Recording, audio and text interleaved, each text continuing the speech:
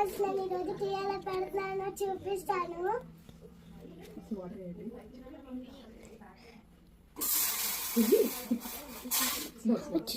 Okay చాలు చాలు KG water boil అయ్యాక అల్లం వేయండి ఫ్రెండ్స్. అల్లం మరిగాక టీ పొడి 2 స్పూన్స్ వేయండి ఫ్రెండ్స్.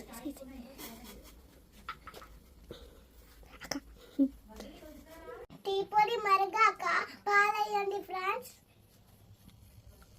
ఫ్లేవర్ కోసం ఎలాచి దంచి టీలో వేయండి ఫ్రెండ్స్. అవుతుంది టీ మరిగాక షుగర్ వేయండి ఫ్రెండ్స్. అక్కర్లేదు ఇది రెడీ అయిపోయింది.